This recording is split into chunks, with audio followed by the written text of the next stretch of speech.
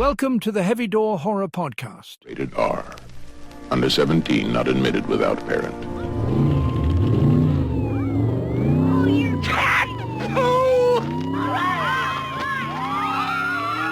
Ladies and gentlemen, thank you for listening to the Heavy Door Horror Podcast. Today is July 10th, 2025. My name is Heavy Door Dan, Ganja Zombie, the original Bobby Lon John, the radioactive one, coming to you live from Union City, California. And this evening we're reviewing The Burning, 1981's The Burning. Basically, it's a ripoff of Friday the 13th. So my first segment, I've decided to name it. This is the introduction of the crew. I'm going to go ahead and call it Greeting the Cretans. Let's start with the man on the top left. We're going with Eddie Deeds. How you doing, Mr. Eddie? Gentlemen, good evening. Doing good, man. You know, living life. Enjoying the scene, dealing with the heat. It's kind of hot where I'm at right now in Vallejo. About 85. What time is it right now? About 7 in the evening. So. Well, in Union City, it's 7:18. What time is it over there? Funny, Danny. Funny. Okay, sorry about that. All right, let's start number 2. Eric, how you doing there, Easy? What's going on, folks? Good week, you know? Yeah. Chilling. It's not fucking 85 degrees in San Francisco. It is currently like 58 degrees and foggy. That sounds about right for the city, man. Shit. At least nothing ever changes, right? Shit. Yeah, all right, man, we got foghorns are blazing. Yeah, no doubt. I bet you the whole city's wrapped in fog right now. All right, let's move it on over to now, Kim Hem, what do you have to say for yourself? How you going there, Kim? What's happening, man? Not much, just another day here.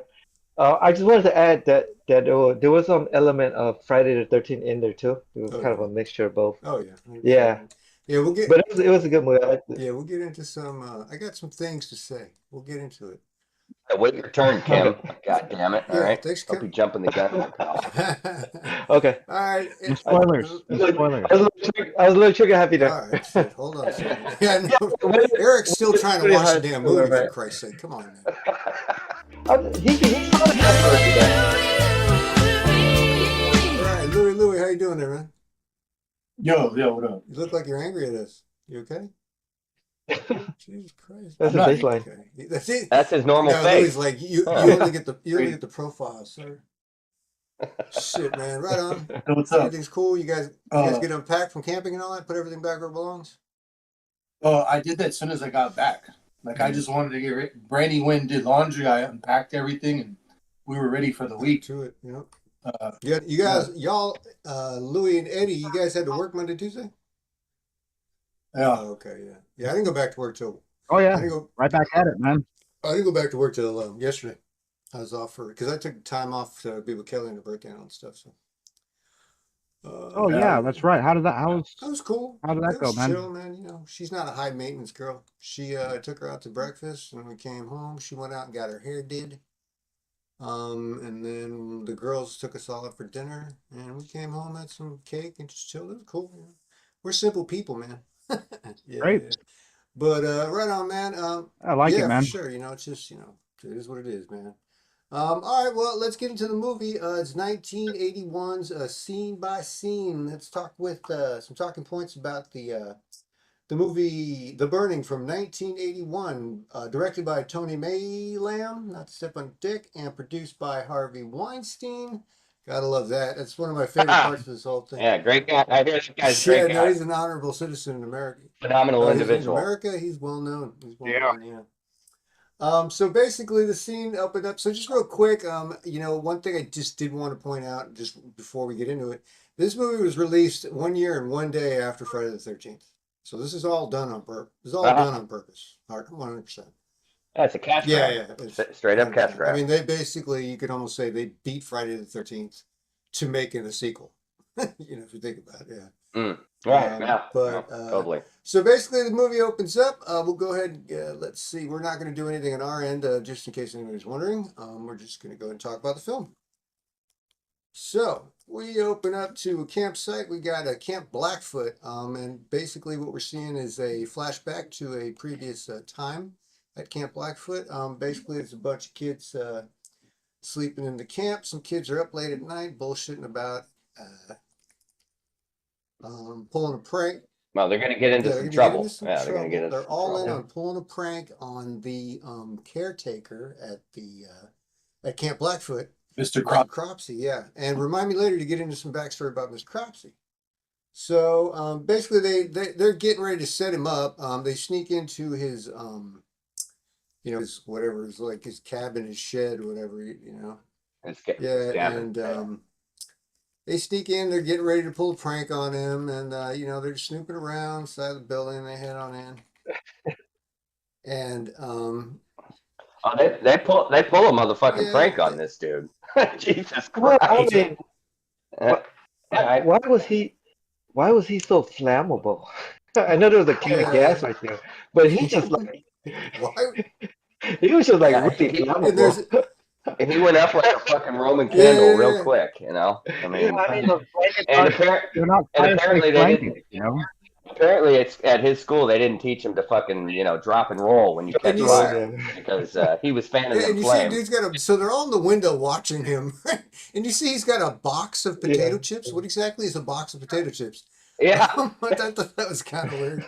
they probably they took the box. They took the box from the from the mess hall, and it probably had like individual bags of fucking potato chips for lunchtime and shit. Is that what it is? Okay, so Cropsy's sleeping. Then and by the way, I didn't want to mention we get a nice jump scare. They kind of caught me off guard. I was watching this shit at work. I was watching this shit at work, and then somebody came up to the desk. I said, as Cropsy jumped out of the bed, and I was like, ah, guess what we're gonna do for you today? It was pretty funny. It was pretty funny.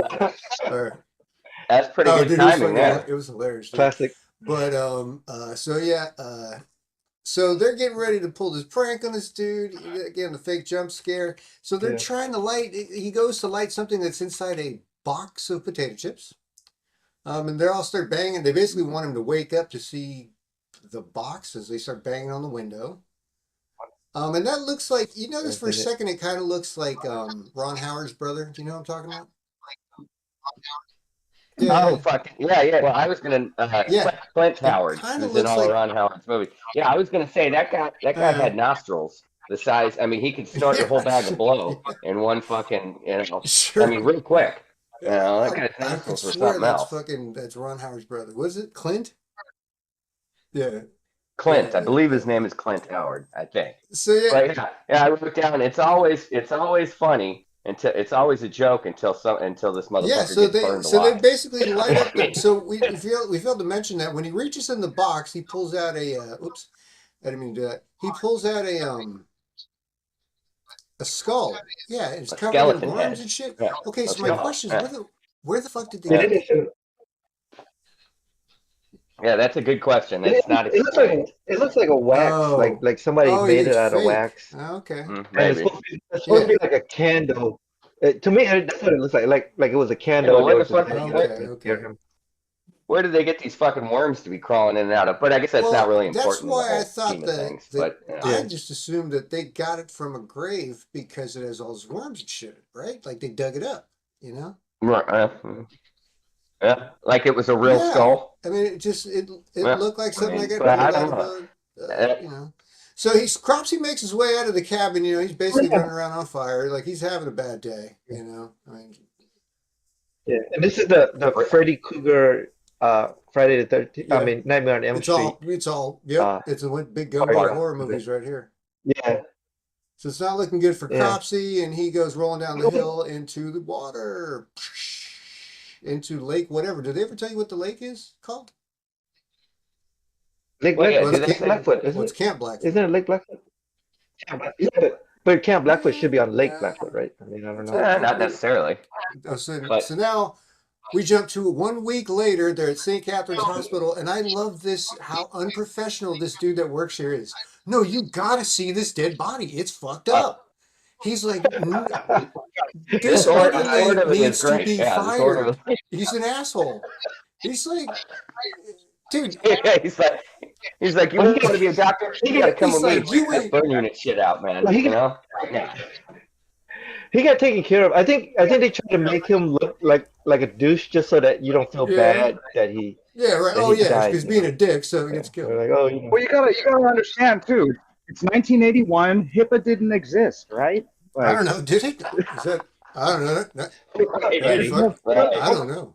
I mean, movies back then in the 80s were always like that. They were like, oh, this guy's got to be, Yeah, a douche so like he that dies, right? Yeah, people it's a don't good care if point. he That's a good dies, point. It's kind of like the trend Sure, of, sure, of the sure. time back then. Yeah, Yeah, and he it's a says, stereotype, stereotypical Yeah. black guy, orderly, yeah, and unprofessional, all he that says, shit. you got to see this guy. He's cooked like a Big How long Mac. have you been working here? I started working Sunday. Oh, yeah, you like your job? Yeah, it's fine. Great. When you seen what I seen, you soon change your mind. Hey, listen, after 2 months of working here, you're gonna feel like an old man. Guys like you won't last 5 minutes. Listen, Hey, listen, you got a minute? No, I'm supposed I to be want on to show you duty. something down the hall. After you see this guy, you'll never want to come back in here again. Man, this guy's burned so bad, he's cooked. A fucking Big Mac. Overdone. You know what I mean? It's a miracle he's still alive. Was me, I prefer to be dead. No way I'd want to be like this freak. He's a monster, man. I've been working here 10 years, and I'm telling you, I ain't never seen anything like this. In here, man. Come on, take a look. Listen, I gotta go. You want to be a doctor, right? This is what you gotta see. This is where it's at. He's just like dragging dude. He's like, no, Can't no, call himself a come doctor. on, Look at, he's come like, on. this motherfucker is fucked up. Cook like a Big Mac. Well done, son. And then this motherfucker, his hand comes out. His hand looked like a fucking chicken, like barbecue chicken. Yeah. Like the skin of barbecue chicken. That's pretty good. He's all, come on, Dad, take a look. Take a look. And the doc is You know, not. it's He's funny. working. He's bailing. You know what's He's funny like, too? "Nah, I'm This good. makes me think of. I'm good." You remember the brother in Dirty Harry when Clint Eastwood says, "I know you're wondering if I got any bullets left and all that crap," and the black dude goes, "I gots to know." Got to know. I got. He He fucking pulls the lays him trigger. out, boy. Nothing like a little police brutality. Yeah. All right, yeah. So his hand is all fucked up. They burnt the chicken on that the skin on that chicken. Oh yeah, Yeah, for sure. there's the chicken For right sure. there. The skin on the chicken. And this is when we start seeing, the special effects are done by what's his name, Tom Savini, who's like the special effects master. He's basically the godfather of special effects. Yeah, Tom Savini is. nice. He's Nice. hailed as the godfather of practical. Is he the guy? Is he also the guy that was in the fucking yeah. Dawn of the Dead and Yeah. all those movies? Did he do the makeup? And then he was Yeah, he was in one of the Dusk Till yeah, Dawn. exactly, He was that's one the of the guy. fucking bikers. The guy with he's got the kind of looks I know like a you're skinny talking about Lemmy, that. the sideburns kind of looking dude, right? Yeah, kind of. Yeah. Yep. Let's see. So yeah, and that's basically when they start treating, Cropsy's just having a bad day. Executive producer is Corky Burger, by the way. I don't know if anybody caught that. I thought that was kind of cool. Poor That was probably a Yes. Weinstein. He threw So that in there. you It's missed probably it, just but an alias I for think him. it's right here, Yeah. actually. Yeah, Harvey Weinstein. No, there it But is. you know what? Harvey It's Weinstein. written by Harvey Weinstein. The story. Yeah, yeah. Oh, So I here didn't we know are. he So wrote after this 1 shit, week too. later, Cropsy goes, freaks Oh. out, and now we have 5 years later, jumps back to the same hospital. So let's see. So we're Yes, back in indeed. the Finally getting hospital, released. and what happens here? I forget. So let's see. Oh, Well, he's finally First getting thing- released first after thing he 5 needs- years. Well, the first thing he gets. And they try to give him a skin graft, but multiple skin grafts Okay. had failed. But they were like, "It's gonna be You're too all cool. right. There's You're gonna there's be a all place right. for You know, people like it's you in gonna the be world. okay." Like, and Yeah. he's like And he already just burnt wants to to get shit. laid. It's been a long struggle, but now that you've regained your strength, it's time for you to leave. Considering how badly you were burned, you're lucky to be The alive. first few months outside will be the hardest. We're sorry. The skin grafts just didn't There's take. nothing more we can do for at least 6 months. I know you still resent those kids, but try not to blame anyone for what happened. It was an accident, purely an accident. You've got to forget your hatred. Control your feelings for revenge. Anger and resentment won't bring back the past. You know that. You may find it difficult at first to adjust to a normal life again, but with time, you will adjust. Yeah, Straight to the he red picks light. a winner Yeah, too, he goes man. straight This to the red light motherfucking- district. He just wants to get laid, And we see a little Cropsy vision, huh? Yeah. Crop. Yeah, well, I wrote it down as what did I write that down as? Yeah. Oh, Killer Vision. Killer Vision. And then, that was I wrote that down. What was it? It was what is that thing? It's so the Venus Theater reads Sweet Cherries, Men and Women, Loving Daughters. That's what that's what the marquee said. So yeah, that's awesome. That's pretty awesome. So yeah, I think Cropsy has a thing for legs. He's a leg It man. keeps showing a bunch of legs. Or he's got low self-esteem and he just can't look people in the eyes. Yeah. One or the other. But so yeah, waste no time's got to get laid. Cropsy vision. Yeah. So then she's like, "Welcome home, honey," and she invites him up to her home for sex. Her home. She's pretty Horseback. just putting it out there. And she's basically telling her, no need to be shy and all this stuff. Put on some lights, and she goes to take off her top, and Cropsy comes in the shadows. And when he reveals himself, we don't get to see anything, but she sees him and basically tells him, "You're fucking disgusting." And he doesn't like that. And she goes for the shears to protect herself, and that's when Cropsy finds his weapon of choice. Stabs her in the stomach. Oh yeah. Yeah, he slashes her up pretty Camp good. Stonewater, by the way. Yeah, he slashes her up pretty good to the point, like, he stabs her by the windows on the other side of the room, and the blood splatters on the mirror on the opposite side. So it's pretty impressive work, Cropsy. Yeah.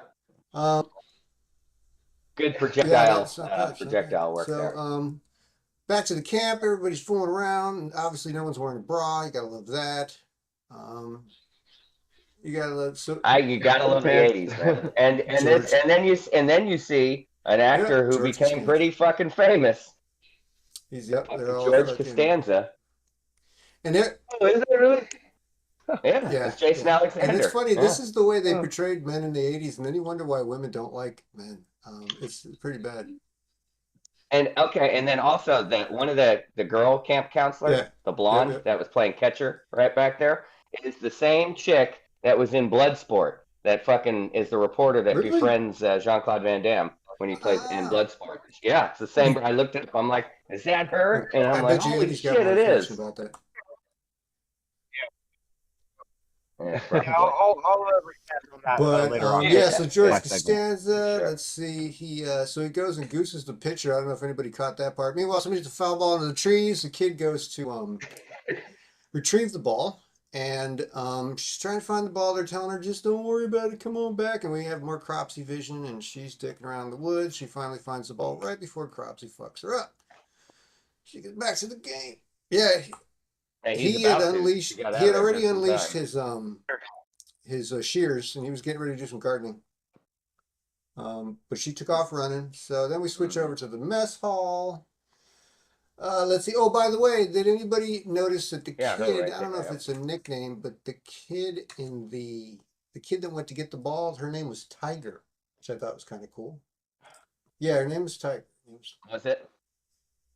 Because another one of their buddies. Yeah, as a matter of fact, Woodstock, here from Snoopy. Let's go over this right now.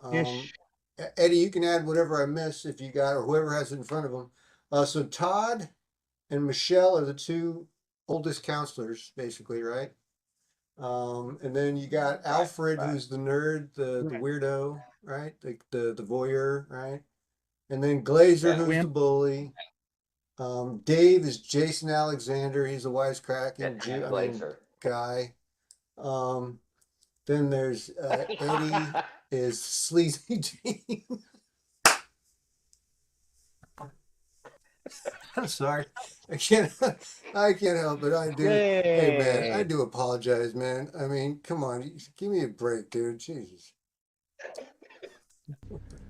Eric? All right. Anyway, that was the wrong circle. I'm here. Noticed. Let's see.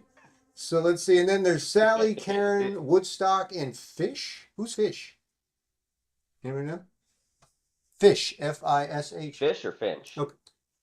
I don't want to give up Fish, but he's like so when Costanza and Woodstock are there and they're Glazer's on that on the dock. And is he the one that shoots him? That shoots him in the ass? Yeah, he's the other male that's in their little circle. Yeah, because there's like 4 of them in their group. There's the nerd, there's Jason Alexander, and then the other 2. Yeah. Mm-hmm. Okay. Woodstock and Fish. Okay, Yeah, so yeah, let's see, back in the mess hall, and you know, they're trying to fucking guide these kids with, you know, whatever they're fucking preaching over there. Well, and did you notice they showed that when they showed the mess hall, Yes. Yeah. they show the bison head, you know, the Oh. buffalo, and it's got a cigarette. It's got a cigarette in its mouth, and then in the next scene, well, I guess later in the movie they show all the kids, you know, and these Yeah. kids are not supposed to be adults. Oh, Obviously, yeah. they're at camp. Yeah. They're all smoking and shit. It was Yeah, great. I mean that's what kids did at camp, right? I don't know. I never went to camp. Yeah, I never went to camp. So there's I people guess that are so. early risers going out to use the showers in the morning. What's this chick's name again? This is Sally. Sally goes to take a shower. Sally, that's Sally. That girl. That girl, Sally. And that for girl. a second, I thought we were going to get cheated out of a Gertrude's boob shot or a GB. I'll call them GBS. We didn't. You know, that's, I mean, that's a Weinstein, it's the pillar of a Weinstein movie right there. Jinx. That's how she got the part. It's terrible. I don't need a Coke, bro. So let's see. So the counselor goes in there to wake everybody up. What's her name? Michelle goes in there to wake up all the kids. This chick's in the shower. She screams, and it turns out Nerd Boy comes running out, and he was trying to catch a look at her the unmentionables. The counselors all show up. You know, Nerd Boy's in trouble. They're all like, you know, you need to get your shit together, whatever. The counselors go walking out to talk about Nerd Boy and whatever the fuck he was doing over there and why he was doing it. I don't know. At this point, what can you make of kids, right? You know, some kids are weird, some kids are not. So Nerd Boy's getting, yeah. And it was the 80s, so, you know, it was accepted back then too.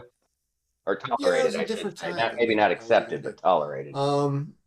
And so yeah, basically Nerd Boy's getting yelled at. And what's his name again? I can't keep calling him Nerd Boy. He's Alfred. Alfred keeps getting yelled at. Alfred. I mean, that, you know, Alfred, that is a nerd boy. I mean, that's like calling him Nerd Boy anyway. That name just screams nerd. Unless you're Batman's butler. And if your name's Alfred, you're fucked. But you know who's my favorite Alfred? Shit. Well, it definitely wasn't turning off the fucking movie. God damn it. So she got, all right, so she's all freaked out. Let's see, back. No, I was going to say, yeah, he's just peeping on her. I mean, Alfred was just peeping on her, dude. So let's catch up to where we were before I accidentally turn off the movie. So they're all talking about it. There's not much they can do about it, but he's going to have a talk with them, and Alfred's in there getting his fucking ass reamed out by the counselor.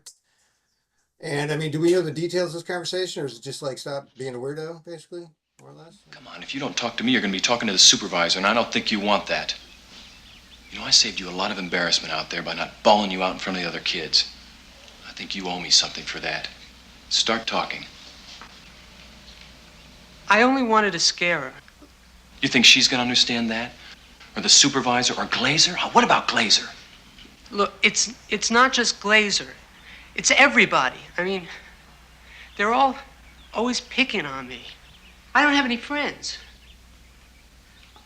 I didn't want to come to this camp to begin with, you know? It's like the army. I mean, someone's always telling me what to do all the time. It's the same thing every year.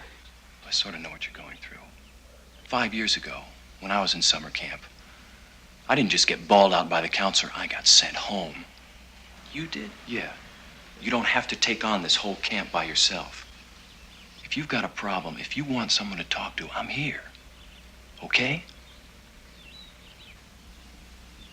Okay. Yeah, he's Alfred's telling him, you know, I don't have any friends. Everybody picks on me. And then the camp counselor's like, also before that, he's like, you know, you want me to tell the supervisor, like the head counselor, about this shit? We'll kick you out of camp. And Alfred's like, I didn't even want to be here, man. So basically Alfred takes off to the counselor's house, and he gets confronted by Glazer, who's posing out next to the building. You notice he was all like spread out, like he was doing a photo shoot with fucking Calvin Klein or some shit. Like, no one's watching, bro. But no, I was going to say, yeah, it sure was. My favorite Alf is, hey, Eric. There's only one. How you There's doing, only one Eric? Alf in my life. He loves kittens, man. Yeah, yeah. And he So eats he's kittens. basically threatening to beat the shit out of Alfred for fucking with his girl, Sally, that girl. And he's basically telling the counselor how I'm tough and he's weak. I should punch him. No, I could punch you, and blah blah blah. It's all very 80s man bullshit. It's God. It's all so fucking dumb. Yep, Macho So Man. back at the right lake, there. the girls are out on the pontoon floaty pier looking thing. Yeah, yeah. And the boys are out on the on dock. the Yeah, on the dock. on the pier Yeah. by the lakeside. Hey, and this is where we learn that They cannot Alfred, you know, swim. is at camp at a lake and can't swim. You know, and it's like, and he must be, you know, supposed to be 15, 16, 17 years old. What do you mean you can't Yeah. swim? Yeah, Yeah. Jesus. man, totally. Well, I I can mean, hella swim when Back I then, a was lot of people 15. can swim. Yeah. Like a fucking dolphin. I mean, Man, I can't swim. Yeah, I sink like a fucking rock, dude. I can Wow, swim. what, I man? I swim swim like a fish. like someone who's drowning, you know. Yeah, but I can swim, you know. So anyway,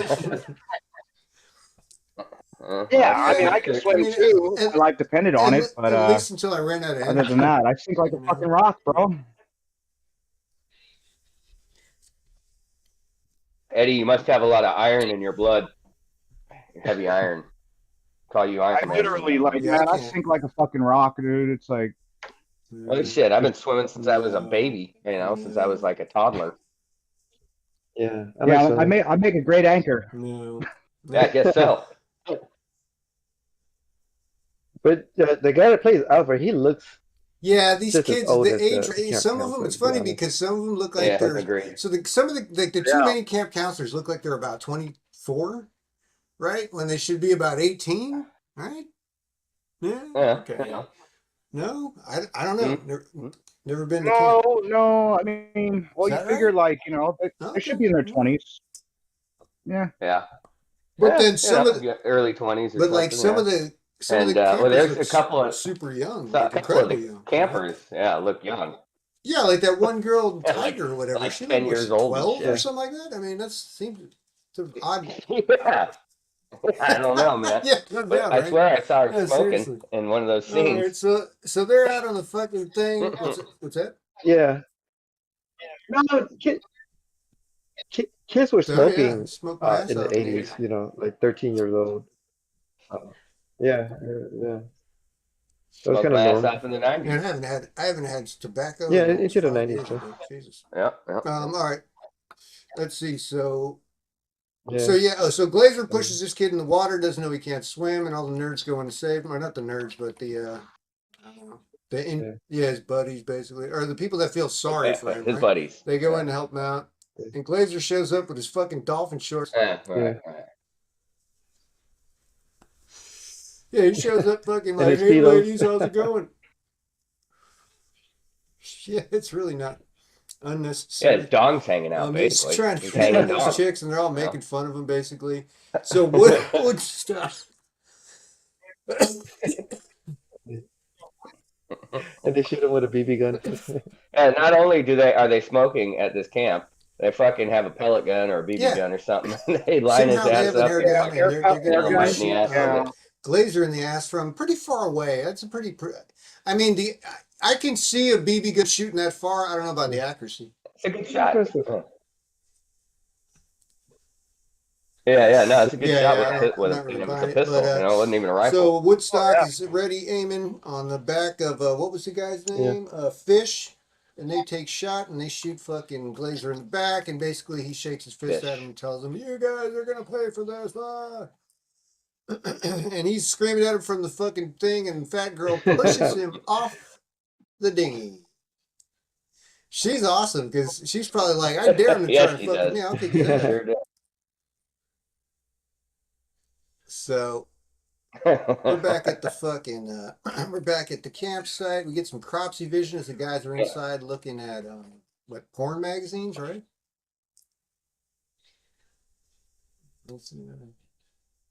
Yeah, they're looking at Playboy and all that stuff, and you know, talking about how one of their buddies, I think it was Woodstock, is jerk off That's what it champion is. That's of the what it world. is. You know, That's what Jason Alexander calls him. So, and yeah, because Jason Alexander is the guy who can get things in camp.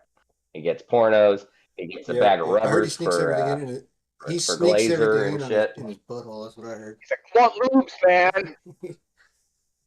He's the Morgan Freeman from Shawshank Redemption in this movie. You know, remember Red and Morgan Freeman was the guy who can get things in Shawshank. So that's Jason when Alexander. Andy Dufresne discovered the Heavy Door Horror podcast. Yeah, so That's you know, a right, couple things I Morgan. did want to note was that That's right. I did mention in my notes that there was a 12-year-old smoking.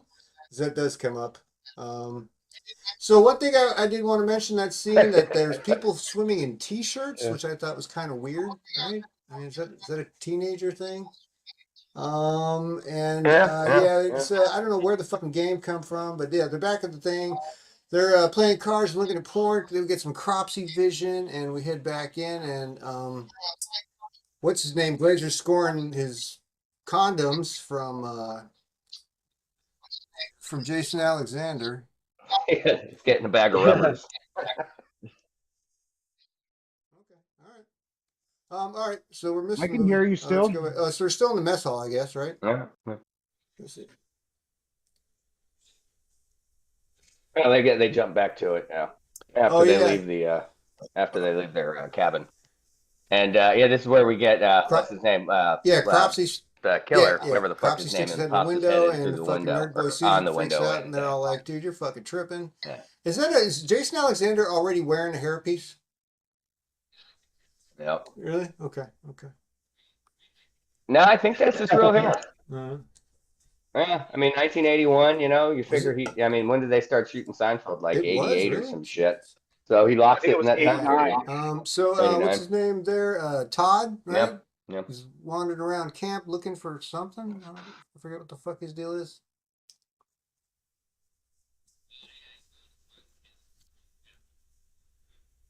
He's going to find the kids or some shit. Yeah, because he's All right, going so to he's been grab looking them everywhere for for them. dinner or something. You know.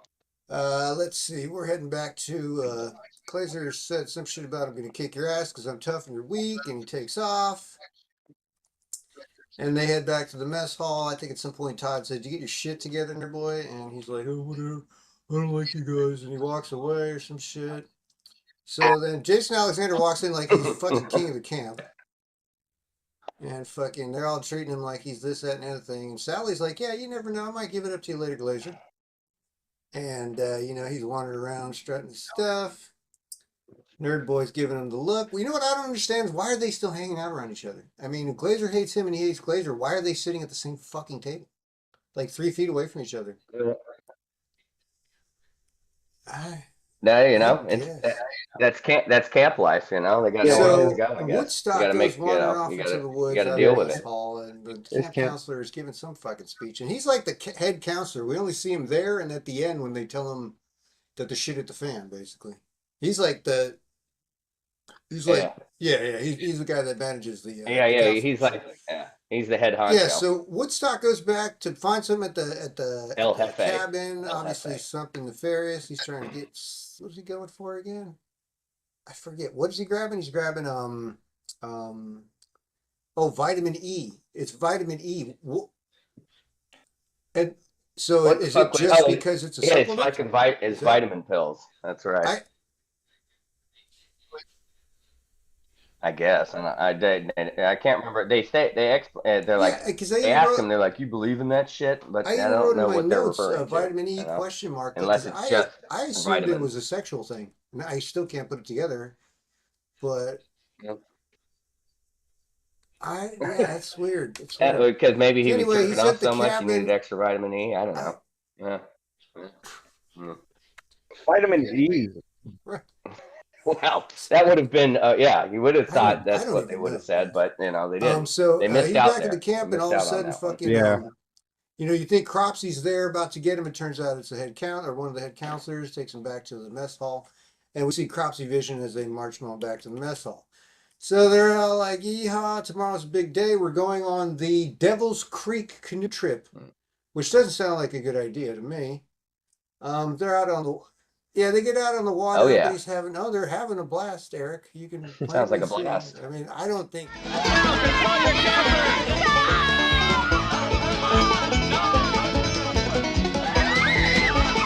I can't imagine this is that much fun, honestly.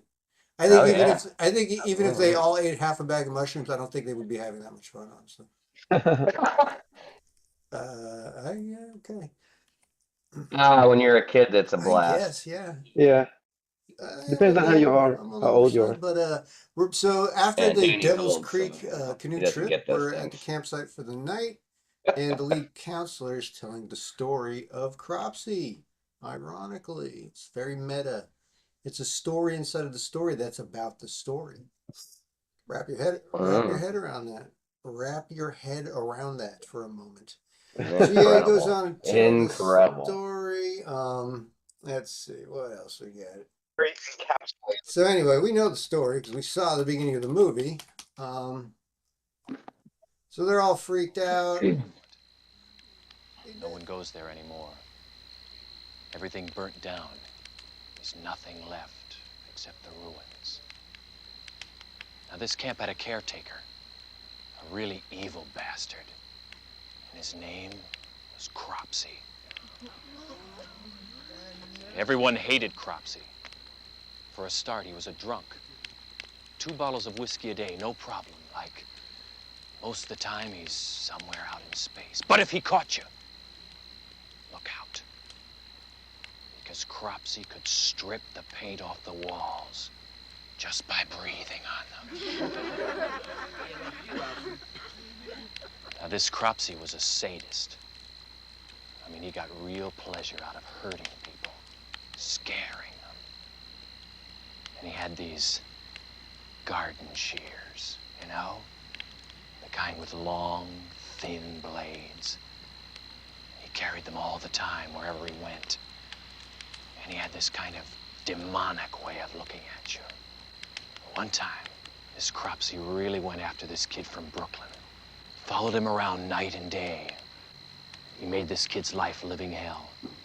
But this time he chose the wrong guy. Because the kid and some of his buddies had planned a little prank that would scare the living shit out of Cropsey. Only problem was, the gag went wrong. The next thing anyone knows, Cropsey's trapped alive and burning in his bunk. They try to get him out, but the fire's so fierce they can't reach him. All they can do is stand outside and listen to him cry out in agony. They say he smashed his way through the bunk room door, just a mass of flames. And as he screamed out, burned alive, he cried out, "I will return! I will have my revenge!" They never found his body. He survived. He lives on whatever he can catch. Eats them raw, alive. No longer human. Right now, he's out there, watching, waiting. Don't look. He'll see you. Don't move. He'll hear you. Don't breathe. You're dead! Yeah, and he does a good job telling this story because he scares the Bursts out shit of the out of fucking these trees kids. wearing some stupid ass mask, right? Yeah. There he goes. That With looks a like fucking a huge like a knife, bloody too. chunky mask. Like, or it wasn't a something. freaking knife. Everybody caught that. Yeah, that was kind of wild. A couple things I did want to mention. This is going to be part of my thing from now on, mentioning things after the scene, because I can't quite keep up during the scene. You'll get used to it.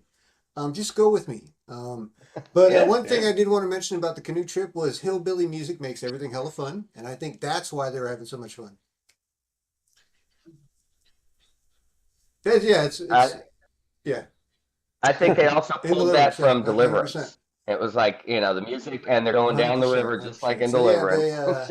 And then during the vibe I got. campfire story, he talks about how Cropsey, after his accident, like got all depressed, was drinking up to 2 bottles of whiskey a day, and he became a sadist and all this shit, right?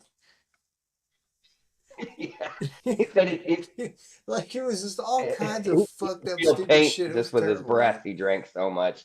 That's what dude said Yeah, about it was Cropsy. bad news, man. And then when he left, he Two said, "I will bottles of whiskey a return day, no and I will problem." have my revenge." And then they never found a body.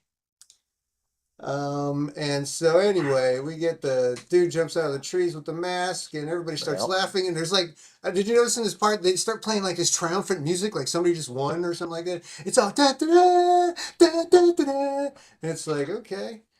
So then we're out in the woods, and then so who's the scumbagger? Is that Eddie? That's Eddie. Eddie's up. Eddie's up to no good. Up to no good, Eddie. mistreating the ladies over by the lake. That's Eddie. Look, he's over here mistreating the Eddie. Every Eddie I've ever known is always would up you to no please? good. Every single one of them. Come on, Jesus. But Eddie, no, seriously. Get your head out of your ass. Eddie's at the lake with who is it? I lost my list of names. Karen. He's at the lake with Karen, and he's like, "Come on, baby, I'll make it da da da. Karen, yeah. Take your top off and da da do and all this." Yeah, he gets fucking naked. Yeah, he gets naked in the drop of a hat. Oh yeah, he wants to go skinny So she dipping goes for and takes sure, off her and fucking he pink succeeds. jumpsuit. That was odd. And then and we got the full. Oh yeah. Oh, you figure. Well, I half can't these blame. This is chicks how have she got Weinstein this is how she babies. got the part though. Weinstein. Now, I mean, they're 45 years old, but so he basically, she's like, "You're going too fast for me," and she's like, "You need to settle down." And he basically is like, "Get the fuck out of my face." He goes Slow down. man, no is no, and he was like, That was the right he got real aggressive real fast. Dude, that's not much of a ladies' man. So, what's her name goes to get her clothes? No means yes to Sally? him for sure. Karen goes to get her clothes, which are strewn all over the fucking trees and shit. No, Sally's the other one. Karen. Her pink tube jumpsuits over there. Yeah, she's wandering around like, "What the fuck are you guys doing?" Meanwhile, Eddie's over there. back Shoes are over here. And she's slowly trying to find all of her shit. She does, and what does she find? She also finds Cropsy. Yep. Yeah. She gets the garden shears across the neck, and then for some reason he Yeah, stabs and her a with pair a of tree. fucking garden shears, and she gets it. He doesn't like the tree. He probably fondled her. He needed both of his hands to molest her after he stabbed her. So he needed to put the shears Eddie's somewhere. back at camp screaming, "Oh, she's probably around here somewhere. What'd you do to her?" They're basically accusing him of having done something to her with zero evidence, basically. I mean, no, they don't know that. Well, they don't know rightfully that so, yet. though. She is missing and now dead. They don't know that yet, but she's gone. And so they're out on Karen hunt. But they know she's missing. Let's see. Let's move on here a little bit. So I believe, so they tell the kids to go back to the camp and get everybody collected at the lake so they can down by the river so they can talk. And let's see, somebody have something to say? Down by the river. So that last scene again, I just want to throw out there. Eddie thinks he's a player. He wants skinny dips. He says he's going back to camp at the end of that scene, and he goes to swim back to camp without his clothes, which I thought was weird. And again, we get the full frontal, which is solid. And then fooling around the lake, and as I said, Eddie's like, "Get the fuck out of my face." And so she's looking for her clothes in the woods, and he gets the scissors, and she's done. So they wake up, and she's telling them that the canoes are gone, and tells the kids to gather at the lakeside or the riverside. And then they're having a heart-to-heart. So the two lead camp counselor people are having a heart-to-heart here. Does anybody remember what they're talking about here exactly? Yeah, these scenes like that don't really seem to push the story. So no, it's not that. They're walking up and down the beach. I guess they're all kind of trying to look for Karen. Yeah. And Glazer corners Sally. Yeah, right. And then so that's right. They remember. Yeah, I guess Todd's so. like, I remember. That's right. And then the canoes are all gone, and they then fashion they're their like, own we need canoe. to do something with Tom Hanks. Their canoes are gone. Build a raft. Yeah, right. Build a raft. Yeah, so they decided to build a raft. That's what they're doing. So they're probably going around collecting wood. Yeah, some Boy I don't Scout know. shit. Have they right already there. given up on Castaway. looking for Karen? I can't quite recall. Or didn't.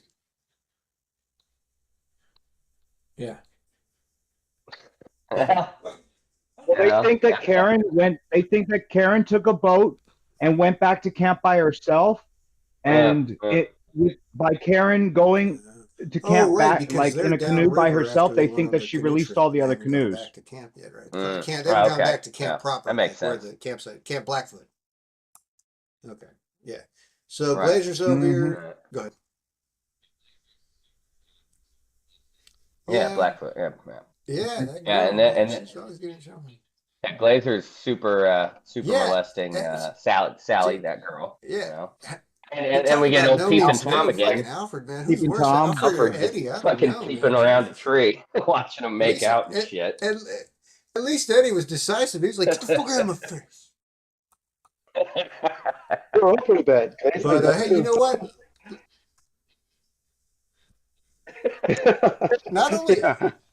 Not only do they fashion their raft, they fashion their fucking raft, and they are fucking, they're done. They're headed back to camp. I mean, well. I'm not buying it, honestly.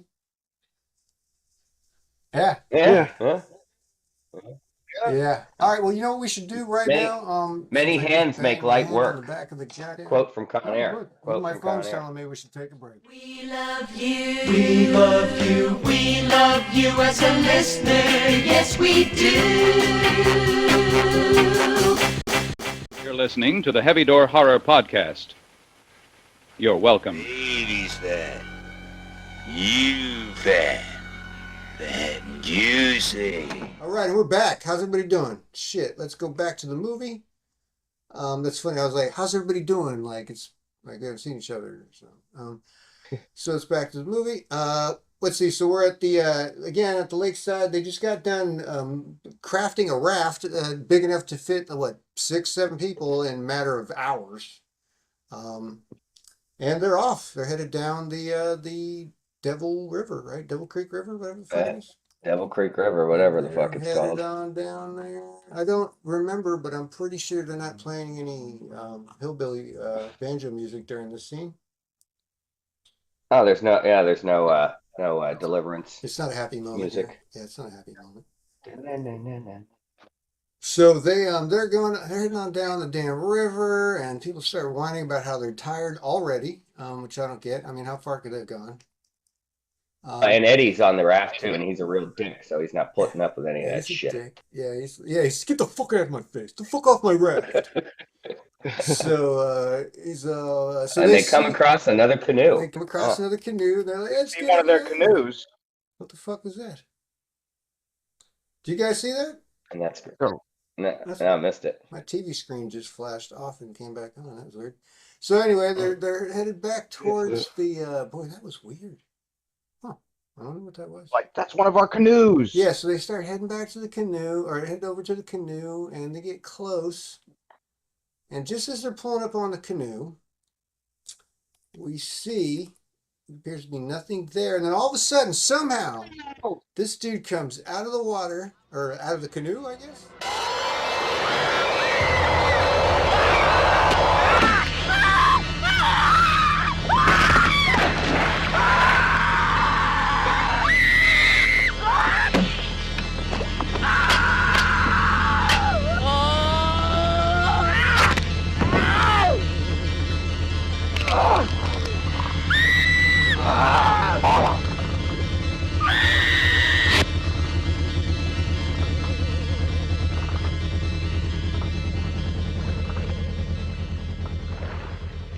Yeah, he fucks them up. With shears, Woodstock gets his fucking fingers cut off.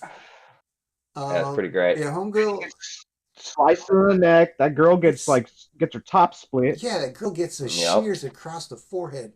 That shit has got to fucking hurt. And then cool, fade to red. Fucking love that. That is fucking. They need to do that more in movies. It's a fucking great feel, man. I love it. So we're back. Somehow the lovebirds are out in the woods. You know, there's all kinds of weird shit going on, but the two camp counselors are in the woods filming an Oil of Olay commercial, apparently. So they're just fucking, you know, they're just chilling. There's nothing going on, nothing to see here, right? They're heading out. Yeah. I mean, that was picturesque, man. They were just out there like it was a loving moment, you know. I thought he was gonna. And he's grabbing on her too. Yeah. I don't blame Right, him. he's She's grabbing hot. her booty. She's going over a little hill there and everything. They're still making out as if no one's missing, as if all the rafts aren't gone. These kids just went on a fucking life or death raft trip, or because they do know, right? They're aware, right? They didn't miss anything. Yeah. So they're just doing their thing. Yeah. Yeah, they don't care. Absolutely no rush whatsoever. So let's see. So that was again. That was the special effects are thanks to Tom Savini. And you know, again, like the stuff, a lot of the effects that he worked on, just super over the top, brutal. But it's all practical. You know, this is long before CGI or any of that shit, man. You know, there's not even like fancy film cutting and stuff like that here. It's just straight up practical effects with, you know, fucking household items and shit like that. It's pretty impressive what he does.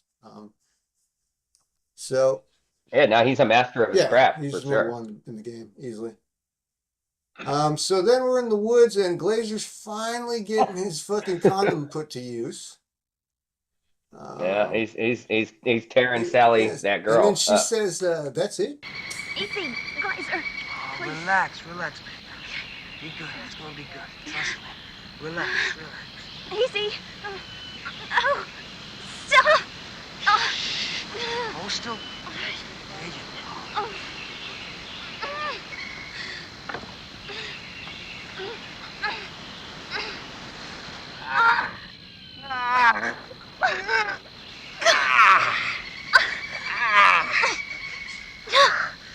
Shit. That's all. Is it? I'm sorry, Sally. I don't know what It's happened. okay. It'll be better next time, baby. Trust me. Trust me, baby. Sally. He Yeah, she looks finishes disappointed. off and makes it sound like fucking like a muffled dolphin noise or something like that. And she says, that's it. And then he immediately starts to apologize. I'm sorry, Sally. I couldn't I don't focus. know what's going on. This never happens to me. So next time. And we're led to believe, you know, again, that these are all Yeah, teenagers, yeah. obviously. So it's not like they're that sexually Sure. experienced. I mean, maybe with Harvey Weinstein on set they are, Well, but you know, they don't were know once for sure. they were done when they were done on set. They were all experienced. I guarantee you. Yeah. Well, I tell you, no one's gonna like this podcast. At least not the ladies. So basically, we get some cropsy vision as Glazer talks his way out of his premature ejaculation. And he's got old Sally smiling about it. She's okay with it. She's like, as long as it doesn't happen every time. He's like, oh, you know it, girl. It ain't gonna happen next time. I guarantee you. And he's like, you know what I'm gonna do? You must be cool. I'm gonna run buck naked all the way back to camp for no goddamn reason than to get some matches. So then he runs off to camp. And I guess he does put his clothes on. So he heads off to camp. Let's see, he leaves Sally there. We get some cropsy vision, boy. I'm loving the cropsy vision. Yeah, cropsy vision was pretty great. One of the best Yeah. parts of the movie. So he's moving in. And Sally's about to And become here that he comes girl. with the shears. For sure. Oh, she puts she up did a put up fight. a She's fight, holding though. off them She shears. does put up a but fight. you know it couldn't have ended well. I mean, you just know it. Let's take a quick moment to look at my notes. Let's see. So we get some cropsy village. Sally fights. So Glazer heads back to camp and steals the matches. And the nerd, for some reason, is watching him still. He's He's a watcher. You know? Yeah. Yeah, he's a weirdo. like an owl. He's a weirdo. So Glazer gets the matches and he heads back to find Sally. When he gets back, he cannot. Oh, there he goes. Finds Sally. I think she's not like in the same place or something because he couldn't find her at first. And then he finds her in a sleeping bag, sneaks up on her. Peels back the fucking sleep. And again, fucking Alfred's is hiding behind a somehow, tree, peeping. Alfred is at least 5'10" to 6 feet tall, and somehow he manages to sneak up on people left and right. I mean, was he inside of the sleeping bag? What just happened there? No, so yeah, like I mean, like Cropsy's like the master of like hiding in plain sight. You know what I mean? Like he goes to look at Sally, and then all of a sudden, like he's like looking at her, and then Cropsy just boom, he's there right there. And then something I noticed about this scene is when Alfred is like peeping around and he sees that Glazer gets got basically. Like Alfred, you could see kind of like an expression of like joy, elation that Glazer got his, you know. He's like, and then he's finally somebody kicked that piece of shit's ass. That motherfucker. That'll be the last time you ever fucks with me. He gets excited though. Yeah, but fucking yeah. No, well, I told you, he's a watcher. Here we go. He's In a fact, watcher. it's coming back slow here. If we look at this, you can see, and we're not watching the movie. I'm talking figuratively. If we were to be watching the film right now, you can see as he brings it back, all of a sudden there's scissors there. Like, how could he be holding those scissors and not be seen, and then swing them up like that? Like, none of it makes any sense at all. It's like, does he have like predator thing? Can he, like? Can he make himself invisible? Camouflaged and shit, like he can go invisible. What's that? 5 years? Yeah. That he spent recovering? Yeah. That 5 years that he spent recovering? They must have not told you that, you know, he was working out like a motherfucker. Hey, you know, maybe he went to China. Maybe he went to China and saw Pai Mei from Kill Bill. I was thinking maybe a Shaolin Temple situation where he had just gone and he had like took a vow of silence and just practiced the ways of the Shaolin for 5 years or something. You know, So, I mean, 5 years you can learn a lot. So yeah, Glazer's not looking so great. I mean, he was ain't doing very good at all. He was in bed rest for like years, right? 5-6 years. Oh yeah, that's a good point. So maybe he mentally transported himself to the Shaolin Temple, you know, telepathically. You know, like Luke Skywalker did when he fought fucking Kylo Ren on that stupid Star Wars movie where he just force projected himself. Yeah, maybe all he had to watch was Dick 13's Kung Fu on TV. If you're in bed for 5-6 years, you would have muscle atrophy. So I mean, I wonder if they have any videotape of Cropsy during his like physical therapy sessions and shit like that. You know, that would be it was all like, yeah. All right, so back to the movie. So yeah, Glazer's not looking good. He gets the shears through the neck. And he gets, Cropsy walks him across to some other tree to hang him up there. So yeah, and then like you said, Alfred is very happy and he runs off. And he gets the other camp counselor. Yeah, he's trying to get the other. He's gonna wake up. He did. He's trying to wake up Todd. He's the first. Alfred is the first one to see a death, I guess, and then not get killed. Like now he knows that there's somebody out there killing motherfucker, right? I mean, this is the first time somebody has seen something and lived. Why are you still watching people, motherfucker? I thought we went over this. Fucking yeah, can you stop? Yeah, you know, don't you know that's creepy? So, but I mean, I guess at the end of the day, Alfred is kind of the hero. Just saying. I mean. Maybe I mean, that's how they portray him. So he leads Todd back to Glazer's dead body, and immediately Cropsy fucking slashes Todd across the fucking face, and Alfred takes off again. He likes setting people up, boy. That's 2 people he set up. Yeah, you gotta wonder. Yeah, fucking we get. Yeah. And we get more. Do we get more? We get more Glazer vision. We get more Cropsy vision, and it's starting. It seems as the film goes on, he's getting glaucoma. It gets worse and worse. Yeah. It's getting blurrier. So Todd gets. But for some reason, he didn't. Cropsy didn't kill Todd. So then the fucking thing. Oh my god. So. That's not a good. That's not a good look. That's not a Foreshadowing, good by the look for way. the raft. Foreshadow. If you were waiting on this No, it and you is. saw that come around the fucking bend, I'd be like, we've got a problem. Well, where are all the kids that we sent on this fucking thing? I mean, is it just me, or Like, you can see the somebody's blood gonna from do some here, jail man? time here. I mean, what the fuck, dude?